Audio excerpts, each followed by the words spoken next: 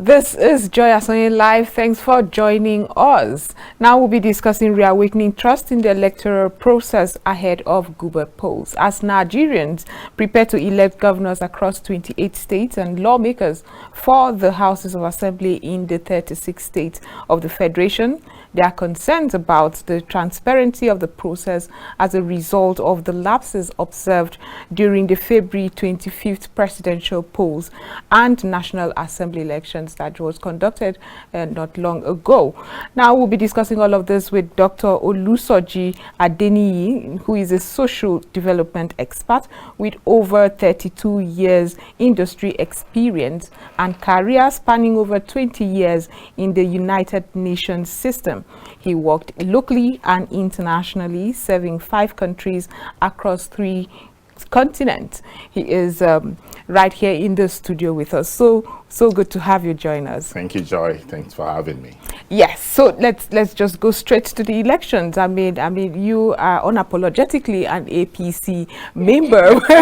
Well, so that I have to set precedents there. Yes, that's okay. That's perfectly okay. But I would try as much as possible to be neutral in this case, because we're looking at systems. I would rather focus on what has happened, you know, but it's a good thing to make that disclosure. Yes, I had to. So what would you say? Do you think those who have reservations as to how the 2023 gubernatorial polls will be conducted have a legitimate concern? I think first and foremost, let's understand the context of these last elections. I want to think that INEC really deserves some accolades, some knocks. They got some parts right perfectly. They got some parts, below expectations, and they could do better. There's always the need for us to understand that no system is perfect. What did we get in the presidential elections? We got a few things right. We got technology right because we were able to use a bimodal voter system, which we call the BVAS now, to ascertain the authenticity of the person that is casting a vote. Right. We all got to our polling stations, and we were, provided this small machine that can either identify our thumbprint or our facial features, and that worked for at least, a very large percentage of, the country. But please bear in mind that there were over 270 polling stations across this vast area of over 900 kilometers square. Right. The logistics of having to distribute these machines across this huge area is in itself a success story for INEC.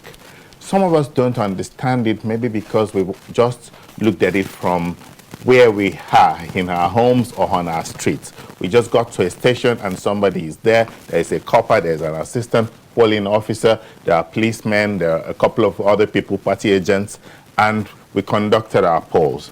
And we were able to, make our vote and then walk away from that point, or stood by to see our votes count. The challenge here is that there are thousands more of such stations or such polling booths across this wide expanse called Nigeria. Let me let you know that Nigeria electorate that's registered for election was over 93 million people. The people who collected their PVC ready for vote, according to INEC, over 83 million people. If we compare it to Ghana, next door neighbor here, who also conducted presidential election 3 years ago, the total number of voters registered voters was less than 6 million. The actual number of people that came out to vote, the presidential winning poll was 1.6 million. Well, do you understand? I just needed to give you some of these so that you can understand the volume and the capacity. I can tell this is going to be a very interesting conversation. So let's go for a very short break right now and return full head into the conversation. We'll be right back after this.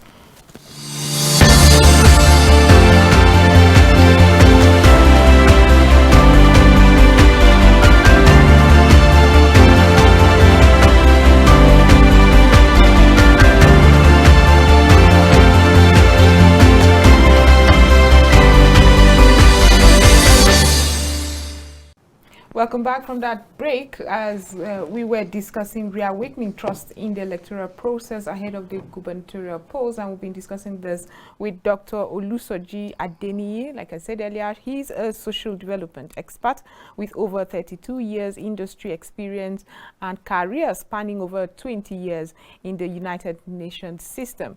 He worked locally and internationally, serving 5 countries across 3 continents. His profile is quite long. We're not going to we're not going into that at all because it will be too long. But you were just talking about comparing the Nigeria's elections with that of Ghana.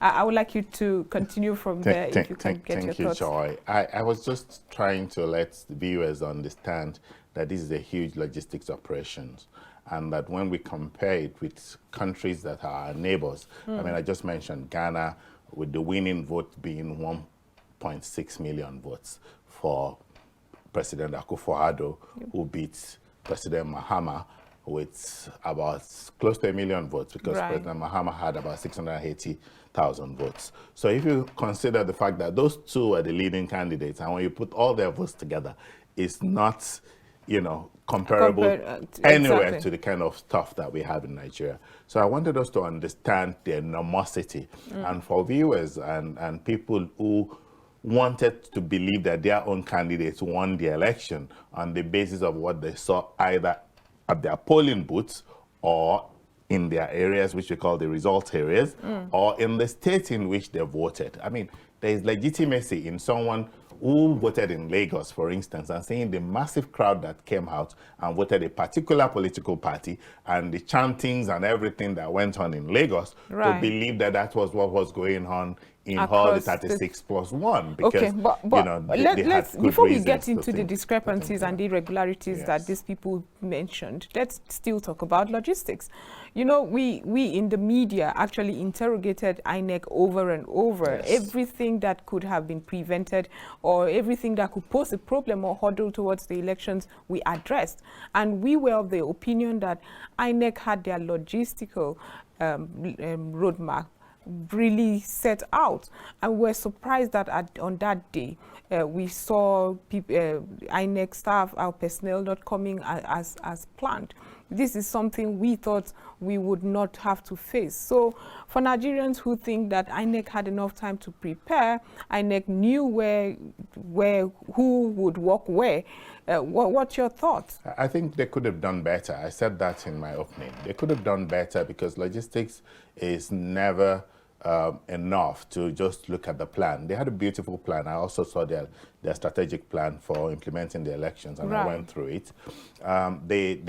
The delivery would always never be what you plan. I mean, just imagine the logistics of inside Abuja, coming to Katampe. I thought I would get here in 20 minutes, forgotten the fact that there's fuel scarcity. There are, you know, bombs everywhere. People are on the queues, and I couldn't penetrate as fast as I could, and all of that. These are things that could happen in the last minute, even for the most, you know, advanced planning.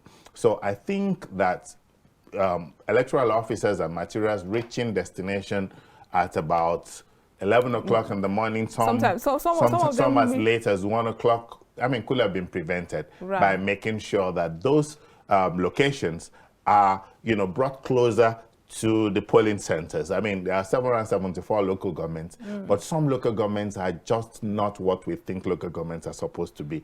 I mean, I was in the south, in the northeast during the elections, and I could tell you that in Potiskum local government, for instance, you could drive 1.5 hours from the local government headquarters to some of the interiors.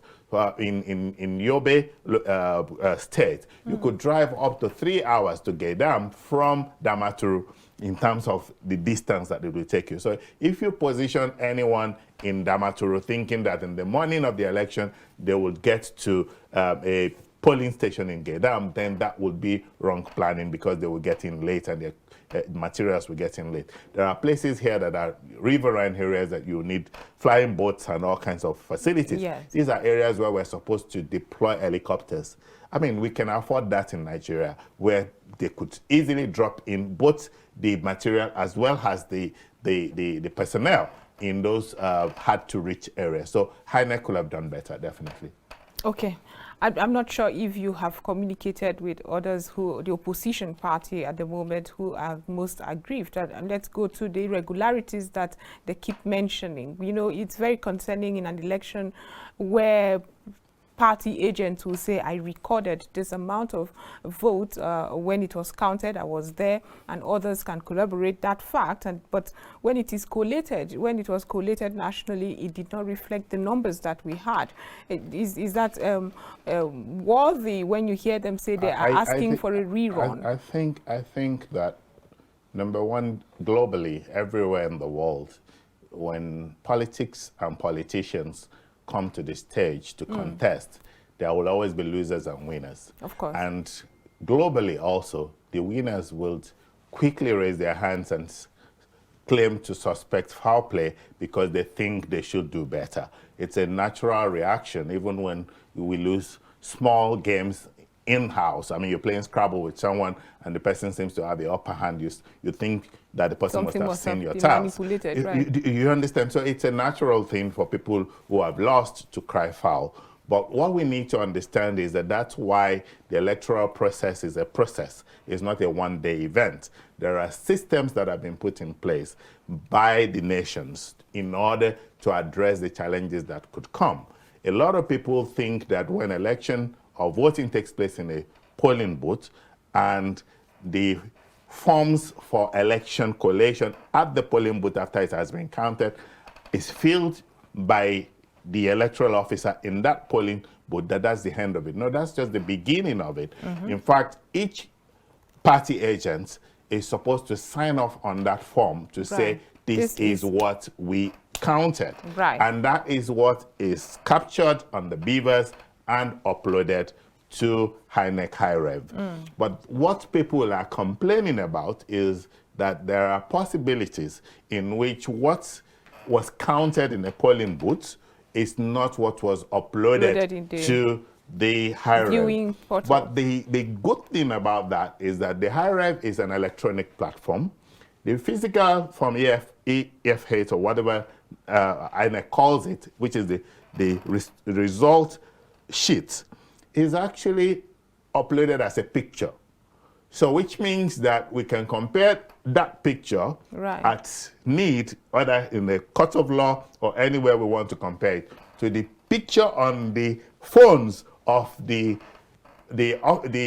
agent, the party agent, as well as the physical document, because INEC did not throw away that physical paper. They still have it, and that's what every party agent, I mean, every party is entitled to forensically examine that document to make sure that it tallies with what their agents have and it tallies with what was uploaded to the HiRev of INEC. Now, if there's any discrepancy, that's why elections are also won or lost in the courts of law, because of course the courts will ask for evidence and they will ask everyone who is aggrieved to bring forward evidence that shows that what happened in the polling booth and what happened on HiRev and what happened physically in the collation centers are 3 or 4 or 5 different things.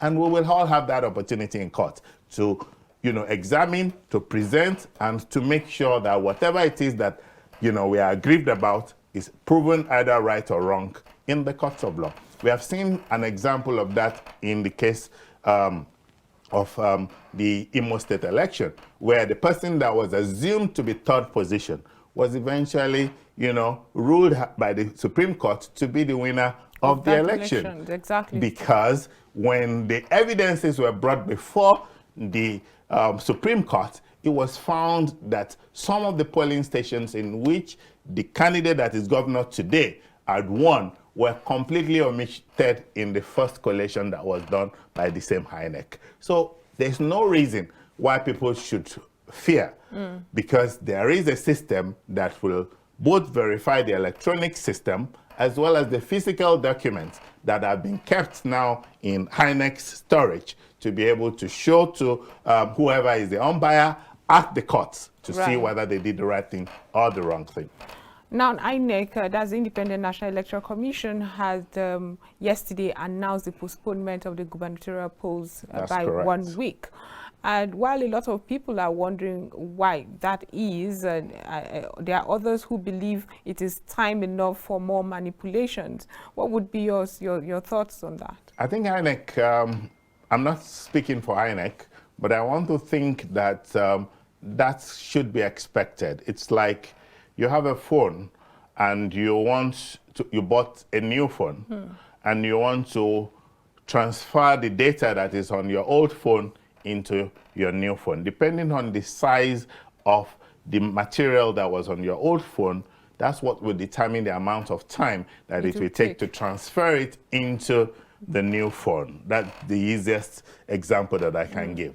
Now, what INEC is saying is that they needed the approval of the court to take all the materials that have been stored for the presidential and the National Assembly elections. That's presidential elections, the senatorial elections, and the National House of Assembly, which are on the machine as we speak, to take them off and back them off somewhere, such that that machine has the capacity to take everything that we want to put in from the state elections and the state houses of assembly.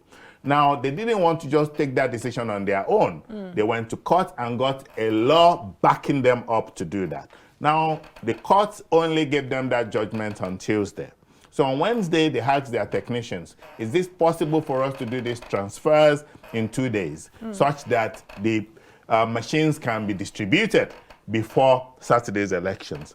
The answer was no, because anything could go wrong while they're doing the transfers, and they would not want to come back and say, you know, beavers are not available to be distributed on Saturday morning. So that's why they asked for an extension, because they said it will take them about 2 to 3 days to finish, which means that they will finish over the weekend. And since elections only take place at weekends, then it means that it is only, you know, fair to expect that they will push it to the next Saturday. This is not the first time that we've had that. In 2015 elections, we had the entire 2019 elections, we moved even the entire election forward. So you have given a good explanation to it, and I expect people to I hope that they will also be able to do that. Understand. Yes. However, you must admit that there is a deficit of trust when it comes to INEC at the moment. Absolutely. So yes. So ahead of the polls, what do you think? I mean, if you have gauged people's opinions and feelings right now, where would you place it? I think we should understand this as Nigerians. First and foremost, that we have a very huge country. We can only begin to compare ourselves to the US and maybe a bit of the UK. And then, of course, we have our senior brothers like, India, who have to conduct polls for about 1.2 billion people. I mean, those are the people high up there, but they don't even do their own in 1 day. They have, multiple days. The US doesn't do their own in 1 day. They have pre-election, they have main election, they have elections from diaspora, and they collate all of this because of the level of trust that they have built. But these are democracies that are over 100, 200 years old. I mean, we are just struggling with our own time here. And it seems to me personally, as a statistician and someone who's been in that space, I've worked in the electoral space in structures, for more than 15 years of my professional life. So I know precisely what goes into planning and execution and the logistics that go behind it, especially when technology is deployed. Imagine the amount of paper that you need to carry for 93 million voters that you have anticipated are going to come out to vote, only for 25 million of them to come out and vote. The remaining 70 million materials are still needed to be returned back and accounted for and all of that. So there are lots of logistics that goes into that. Now, if you talk about deficit of trust, which is normal in a situation like this, there are winners already, there are losers from the first set of elections. So let's assume that the winners are, excited and they're happy that they have won. But some of them have actually also realized that winning is not final. There are processes that needs to happen beyond what has happened on the 25th of February. So supposing they go to court and there are evidences against whoever, they expect the court to rule otherwise. So there's apprehension on both sides. Then the fact that states are still at stake, we will expect now that coming next Saturday, that people will vote in the pattern that they voted in the last election, But experience has shown that that's never the case. Right. Because now these are state-level elections. The candidates are not someone in Abuja, someone in Sokoto, someone... No. They are local people who are going to represent their localities in the State House of Assembly. Okay. So these people are known by their followers. Right. You understand? It's not in this case of, you know, in the national elections where, oh, everybody says we should vote our presidential candidate. And because we voted the presidential candidate of a particular party, we want to also vote everyone that is under that party. But in this case, the guy who is campaigning now on the street in his local government is saying, I am, you know, contesting. It's not about my principle, and I want to win. So he's going to bring out all, even the people that didn't vote before. Everyone he knows or she knows has a voter's card that he can reach out to would, you know, be reached in order for elections to be local. Now, the other side of that is that there are also people who didn't know anybody at the local, but they were residents in those states and they were registered in those states and they voted based on their perception that this is the best candidate for presidency. Now, those people may not come out at all, thinking that they've done their bit, you know, in the presidency. Then there's a third group of people who felt that their votes did not count. They were disappointed at the results that had been announced and all of that. We saw some of them on social media destroying their voters' cards. Very concerning. Those group of people are still also going to be there, who may not come out, you know, to vote. So we might be shocked and surprised at the results of the state-level elections because these are real local people who understand the politics of their own terrain, and they are going to play, you know, a different kind of politics. Would you say that deepens our democracy when we see people who are maybe party loyalists and find a credibility in a candidate of another party? How does that make you feel? I always made a comparison. I used to work in Indonesia, and I look at the electoral system in Indonesia. They have over 265 parties. Political parties? We have 18 now. Political parties, and we think it's too much because, you know, our ballot paper is that quite long. Exactly. But they have 246. You can Google it. And they don't even use acronyms. They use numbers. It's party 1, party 2, party 3. So I can be party 245, you can be party 250, someone else can be party 237. That's how they identify their parties. So they are so, you know, diverse. But what you observe is that in a particular local government, you could have a party just being that local environment and they win all their elections. The party in the next, you know, county, they use counties, can have a completely different set of people. And you would see real democracy in action, because for you to be able to go up there, you need to carry along as many of those micro units as possible to be seen as credible for the top. So I see that as a good thing. I mean, we have 18 political parties. Let's see the strength of the number of people that these people can push at the state level for state houses of assembly. And then let's see how many governors these so-called 4 candidates that are major can control at, you know, the state level. Because we will be shocked that even some of the people that were not in the first 4 may get a state, depending on who is contesting, depending on how those candidates are known in those states, and depending on what they understand has the opportunities that exist in their state in order to win their own elections. And winning is not necessarily by any manipulation. In fact, I can say for free, not because I have any, you know, apology or lineage to any particular political party, that this is about the biggest opportunity that we have as a nation that is slightly comparable only to the 1983 elections when we had the option A4. And in the option A4, if you remember, it was the crudest thing for us to do. All of us queued up behind, you know, posters and candidates and the rest of them. And it was adjudged the most fair. But that election did not hold. It was annulled. You understand? So when we compare that to what we have now, where technology is helping us to do the counting, technology is helping us to do the verification, technology is helping us to do the, you know, the transmission, if it eventually works effectively, then we are a lot better than what we had 30 years ago. And we should be in a position to see ourselves as a nation that has actually coming of age in terms of our electoral processes. I'm surprised you are saying that it's a lot better. I mean, we have seen the international community. While I don't like to base our standards by what they think, we've seen international community condemn the conduct of the elections. We also see our brothers in the diaspora protest these elections. Would you say that the hurdles we have is not enough to ask for a rerun, like we are hearing opposition parties demand these days? Okay, let me ask a critical question. The same parties that are asking for a run and cancellation, some of their members have picked up their certificates of returns based on the same election that they are saying is unfair. But those people have won and they are celebrating and they are following them and they are taking pictures and sharing it all over the internet. Now, how do we say that those places where they have won, the elections were nicely conducted, but in the places where they have lost, the elections were rigged? We've also seen a very different kind of results this election, where in the strongholds of some of the big political parties, we have seen them lost, the seats or lost, the state election, Right. because either they didn't perform to the level at which we expect them or not. Coming to the international community, the United States is the home of democracy.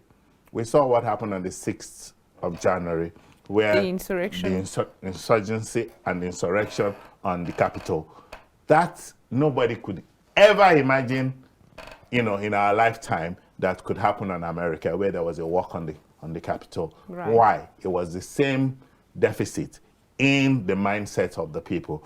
The leading candidates, or the two leading candidates at that time, were busy accusing one another. In fact, one said that electoral materials that were sent out had been, manipulated. Some said that somebody had gotten Russia in to hack into the electoral system. There were all kinds of, and don't forget that because they speak English does not make them literate. Majority of the people that walked in at that time are people that could either not read what was going on, not be able to even, understand some of these explanations that we're doing to ourselves, and how our viewers at home are able to be better educated on how the so-called uploading of results means basically nothing. It's just a transparency, opportunity for INEC to say, in your local government or in your polling booth, 200 people voted. This is the distribution of the votes. That doesn't mean that computer is, in any way collating the numbers. Right. Those numbers are still supposed to be collated at the local government and at the state government level, and then at the national level for national elections. So basically, we are still doing semi-automation. Of course. Our real automation will come the day that those scanned papers can automatically be uploaded into an electronic AI system that does all the adding for us. Right. And we could sit in the comfort of our homes or on our phones, and we begin to see how the numbers are changing as we're voting. That's the kind of thing that happened in America. But And don't yet, forget, again, it is not, Perfect. yet uhuru, because even in America, where they could see all of those changes, we saw what happened during Clinton's era, where she even got more popular votes, and then the electoral college votes started coming in, and we saw, a transformation. It's the same thing that could have happened to us in Nigeria. Imagine if one of the candidates that we're now declaring ineligible suddenly gets maybe 5 million votes in Lagos, 5 million votes in Kano, 5 million votes in Kaduna, where we had that number of registered voters, but did not make the 24 or 25% in 24 states. Then they said, no, this person did not win. We'll have had people on the streets.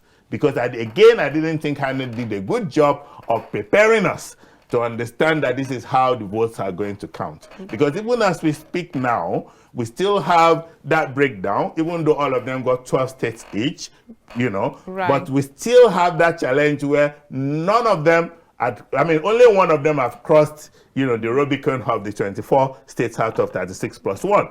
The rest are, 21 and 15. Exactly. Do you understand? So we shouldn't even be talking about, okay, is this person. Imagine if it was a situation where both the first and the second had, 25% in all the required 24 states. it will be even more challenging. We would have called it a bigger fraud than anything else. But I think that the international community are being clever to a fault, because they understand. They have, you know, observers on ground, and the observers have not come up with one situation where they would say this is not an acceptable result. They've seen, you know, violence, which is, you know, an African thing, if you ask me. It's not acceptable. And unfortunately, it's an not, African thing. It's unfortunately an African thing, but it's not acceptable. I mean, we've gone beyond the stages now where we'll say, if it is not me, it cannot be anybody else. We need to understand that freedom of expression, where I choose who I want to vote for, irrespective of where the person comes from or where I come from, to, you know, being able to engage with other people and coming up with a solution that will mean that the two of us can have a good share of the cake, exactly, and still everyone can have, you know, a nation, you know, that we can call Nigeria. Imagine if Nigeria is operating in such a way that we can have a president and a vice president southeast, a vice president southwest, a vice president northwest, and then everyone has their person there. Because why these people are dying now to have, you know, the cake is because winner takes all in the Nigerian context and in the Africa context. It is only in Africa that the next day after election, all the people that are occupying strategic positions, whether they're doing well or not, because they are assumed to belong to the previous political party, needs to excuse themselves from those jobs, and then party loyals and faithfuls, you know, would need to be considered. You concede what is already going on. There are negotiations everywhere. There are fake, you know, distribution of roles being paraded over the internet. Well, I thought I was the only one who saw those No, those they're papers. there. All of us can see them. I mean, once you release anything on Twitter, it's as good as, it doesn't belong to Elon Musk anymore. It belongs to all of us. You understand? So that's the reality. But what can we do as a nation? We need to begin to break the chain of that single winner takes it all model, where every government that comes into power can say, we will do power sharing. We will take 70% and 30% will go to the opposition. Let them also learn from us, so that in the future they can get better and Nigeria can be, you know, the better for it. We need to also begin to think about how do we make sure that some political positions are not so attractive. I mean, look at how much people are paying to contest for presidency. Look at how much they're paying to contest for local government, I mean, for state government. Look at state governors. Look at how much they're paying for senatorial seat.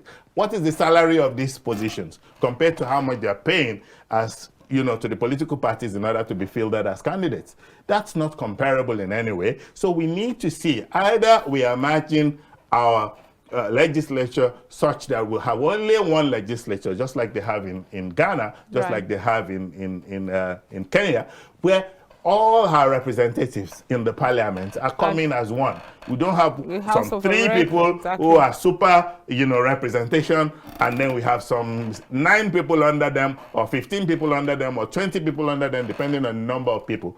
We need to review that, and that is when it will become less attractive to people to want to die in order to get into those positions. Then the idea of a part-time legislation is probably the longest thing that can happen that will give all of us peace.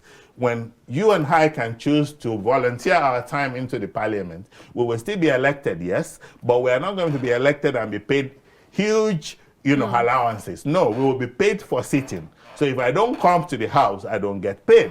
But the day I come to the house and I make, you know, legislative contribution, I get paid for that. Just like some of us serve on the boards of organizations and we get paid sitting allowances for, you know, helping those organizations deliver results. That's how Nigeria needs to operate in the long run. Then in the long run, then those positions become less attractive. People will kill themselves less, you know, in order to want to get there. But the truth is that it's so attractive now. I mean, I had a cousin who told me that he needed 100 million to contest for a National Assembly position. And I asked him, if you have 100 million, please come with me, I'll show you what business you can run. I've worked in Indonesia, I've worked in China. I can tell you what you can do in Africa with 100 million. You don't need to go to National Assembly. But my brother stopped talking to me since that day. For Right. him, he just wanted to contest the election, and he believed that he can make that 100 million within 1 year of being, a nationally elected representative. So those are the kind of things that we need to change. You are a professional and you want to contribute your skills, your knowledge, and represent your people in fairness. Because what do they do in the National Assembly? Laws that will make the nation move forward. Policies that will transform the nation. You're talking about a country where our politicians are career politicians, and when you take that away from them, very often they have nothing else to stand It's because of the same reason. But you said something very interesting. You talked about the 70%, the 30% that can be 30-70 ratio, and 30% that can be given to the opposition. Right. And do you think Nigeria is ripe for it? And if it is it something you can suggest to the president-elect? Absolutely. And I'm sure him or most of the media heads are listening to this, and they would know that because of the kind of heart that the president-elect has, I don't think he will object to it. I think he's someone who is very open to excellence. He commits himself to selecting the very, the right pole, pegs for the right holes. So there are good people in the opposition who knows precisely what they're doing. Some of them are obsessed with leadership for Nigeria because they know what they can contribute. Right. And they are with one candidate or the other because of the interests that they feel that, okay, because I know you, Joy, then if I say I want to come to this station tomorrow, I can just pick up my phone and call you. That gives me access to you, compared to someone who is just watching you on television and doesn't have access to you. So that's the kind of thing that brings those people. So 70% is good enough for the ruling party. 30% can come across the good people from the opposition. And it can really, really help to make Nigeria inclusive, because those people will also come from across the nation. Right. If one of the things that Nigerians, party members, the APC party members, blamed President Muhammad Buhari for, it's the fact that they felt they worked really hard for these positions and did not get it, for him to emerge president, and did not get corresponding positions or political appointment. So while this is good in theoretically, do you think it's even feasible or pragmatic in a society where you're following a candidate for personal gains, what to enjoy should he emerge, and not necessarily an opportunity for national interest or for the development of the country? Joy, you're asking a very, very important question, and I would give you only one answer. In politics, there's only permanent interests. Of course. No permanent friends. Majority of these people, of course, went into politics for what they can get out of it. Some of them, like you said, are career politicians. They can't do anything outside of politics. But if you look at those people that are the top 4, 5, 6 candidates that we have today in the presidency, all of them were full-fledged professionals, except for one who was in the civil service, right, and left the civil service and went into politics. But majority of the others were private sector people who built, systems for themselves, companies and organizations for themselves, and at some point felt, oh, this is the time for me to serve my people. So they served as governors, or as, appointed professionals, and so there are always those interests. So in a political party, every party member also joins because of what they believe they are going to get from there.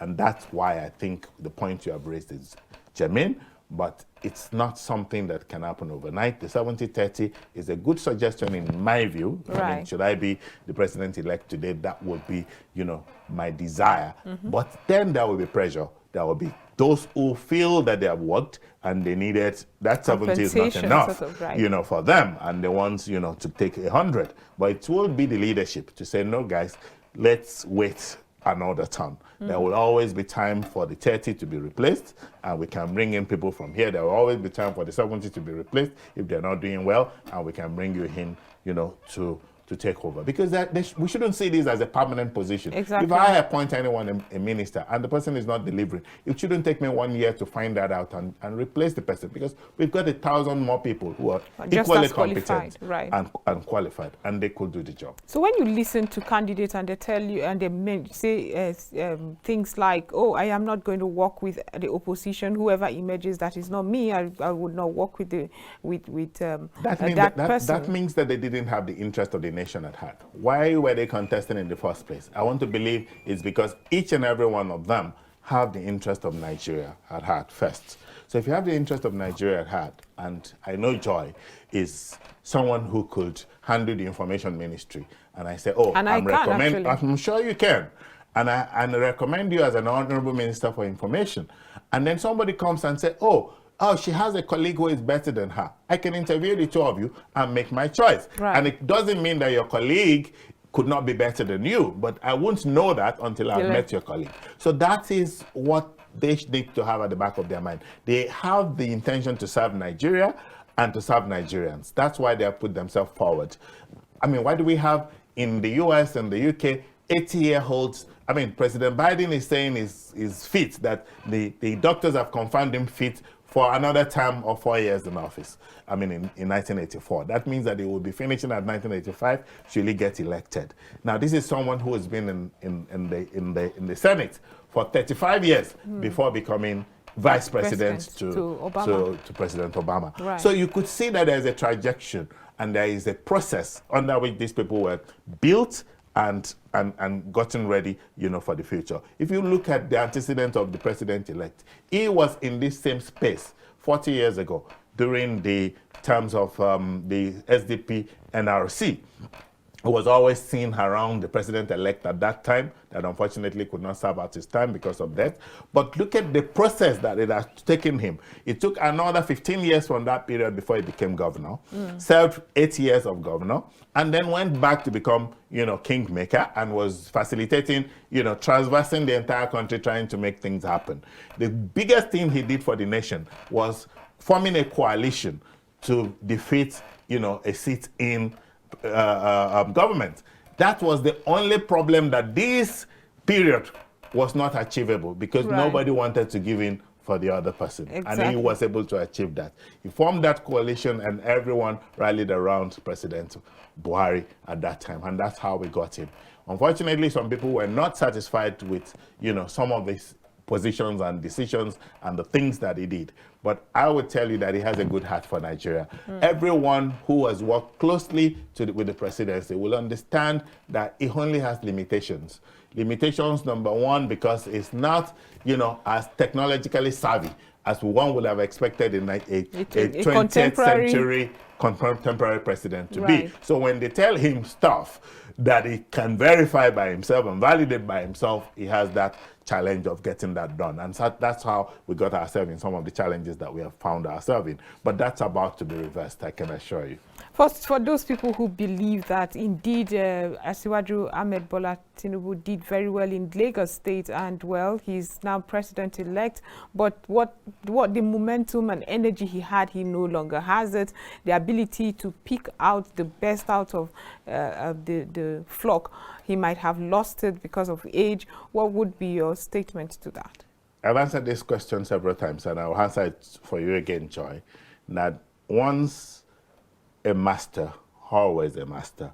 What you need to understand is that the people he has developed over the years are still all around him. And we can pick, 1, 2, 3, 4, 5, 6, 7, 8, 9, 10 as we speak now if we want to start, naming names. Those are the people that are still going to be available to pick other like-minded people and drive Nigeria to the desired land. So let's not worry about his capacity. Okay. Let's play on the fact that he has developed even better capacities than himself in the process of getting to the point. That's what a lot of the candidates that are pushing themselves forward need to do also. We need to see their products. We need to see who they have mentored. We need to see how they got to where they are. We need to see their trajectory.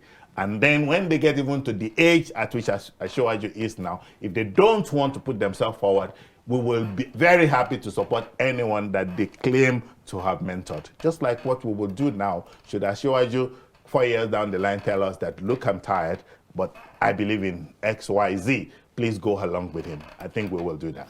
Okay, before I let you go, let's talk about security and intimidations. So that's what some of the unfortunate things that marred the 2023 elections. That's the presidential polls.